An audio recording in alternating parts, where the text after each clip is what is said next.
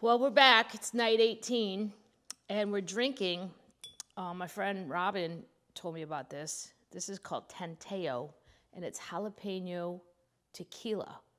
And here's the great thing. No carbs in tequila.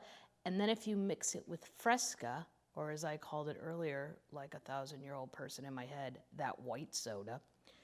Anyway, Fresca, great summer drink. I will not lead you wrong on the Tanteo, but you have to say it like that when you drink it. Okay, last we left off, as normal, Tanya's daddy was just busting into tour buses, offices, anywhere he could get. Last was an office. John Capps, that's the president of a record company, was in his office talking to his secretary and a couple guys who turned out to be songwriters and record producers, Ron Bellew and Peanut Montgomery. Peanut's wife was there too, Walnut. Okay, I made that up, but wouldn't that be funny if his wife was named Walnut? Peanut's wife was there too. Peanut had written many of George Jones' great hits, and he would later write What's Your Mama's Name for Me, which is one of my favorite Tanya songs. Remember that song? What's your mama's name, child? What? It's all about somebody had an affair and just left, and the kid sees somebody, and it looks like that guy. I wonder if he had sex with her and never took care of that kid. That's what it's about. Anyway, of course, we didn't know any of that then. We just knew we'd arrived in the big time. John's Caps looked a little surprised and asked what we needed. This is after her father just kicked in the door. Yeah, I think a lot of people would be like, hey, buddy, what's going on there? Well, of course, we needed all kinds of things. But Daddy said, I've got these girls who can sing, and I'd hope you listen to these tapes. John didn't say anything. He gave Ron and Peanut a look like they just had a visit from a mental patient. So Daddy went on, I guess I want to know if I'm just being a daddy or if somebody here in Nashville thinks they've got something. I think they do. He held out the tapes Costa and I'd made. John probably just wanted to get rid of us, but he reached out and took them. He listened to Costa, and then he popped my tape in the player. Then he took it out and handed them both back to Daddy without saying a word. Well, sir, what'd you think, Daddy asked. John looked over at his secretary and said, you just inherited some money from your mama, didn't you? How much was that? $50,000, the woman said. And how much of that $50,000 would you invest in either of these girls? Not a penny, she answered quickly. And meanly, I would say. They were kids. It was an embarrassing moment. Costa and I couldn't even look at each other. Peanut Montgomery seemed interested, though, and asked for our address and phone number. Maybe that's why we weren't too discouraged. Or at least I wasn't. Embarrassed, but not discouraged. I don't know why, but I never lost my faith, and I thought I'd get to make a real record. Maybe it's a wonderful thing that has to do with being a kid. It's why you can watch television cartoons and where the coyote gets smashed up in every scene and he keeps putting himself back together and chasing after the roadrunner one more time. As a kid, you believe that's how things work. I didn't. I was more of a speed racer person, and I did believe that Chim Chim the monkey could live in a trunk for a long time without air. I bought that, hook, line, and sinker. Scrape yourself off the road and head right on down. I've done it many times in my life.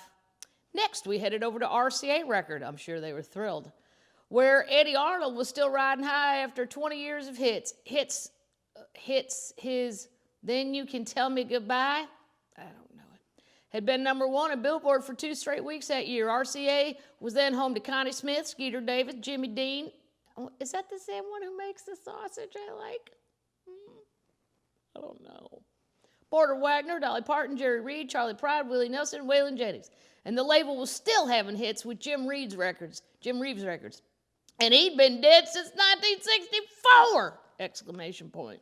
They don't use them a lot in this book, so when they use them, they mean them. It was an obvious place to check out, and we did. Chet Atkins had taken charge of the label, and it was Chet who'd signed Willie, Waylon, Charlie, and Dolly. Well, good for Jim. That's quite a roster. Band leader and producer Danny Davis was working for Chet, screening songs and singers, and his office was on the main floor of the building. Once again, Daddy ignored the receptionist, a Dolly look-alike, when she told him he'd just have to leave the tape with her. I drove all the way here from Arizona, and I aim to drive all the way back in a couple of days, Daddy told her. This is the only tape I've got, and there ain't no way I'm leaving it anywhere. I don't blame him. It's all you got. Can't be leaving it. Then he walked straight past her desk into Danny's office.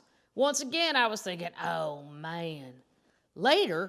I'd learned later that Danny was a protege of Chet Atkins. He'd met Chet several years earlier, and after playing the trumpet in bands with Gene Krupa and Sammy Kaye, Chet talked Danny into moving into Nashville, and he respected his taste in music so much that he hired him at RCA. The same year we met Danny, he started a band called Nashville Brass and was starting to record instrumental music for the label. Danny Davis was a gentleman. Even if he wasn't interested in signing me or Costa, he told Daddy he did think Costa had some potential. And me, I was too young for the label to even consider. We made our way across Nashville, knocking on doors, walking into offices unannounced, always being told the same thing, no deal. Oddly enough, the one place where we didn't go was CBS Records, where a producer and songwriter named Billy Sherrill was making hits records with Tammy Wynette and David Houston. Tammy Wynette, that's quite a story too. We still don't know how we missed trying to get in at CBS, but it was the first of several near misses with Billy Sherrill, the man who finally took a chance and signed a much too young kid to a recording contract. Well, I bet that lady who said she wouldn't spend a penny of her $50,000 inheritance, I bet she reads this book and really regrets that decision. She could have made a lot of money off Tanya. Delta Dawn, What's Your Mama's Name, Child. I know them all. I can't think of them right now. Anyway, okay. So don't forget this summer drink. Tanteo! And Fresca. No carbs, hardly any calories. Probably none, actually. I never really looked at that. Okay. We'll be back again tomorrow night with some more. It's getting good. We're getting close to the crazy.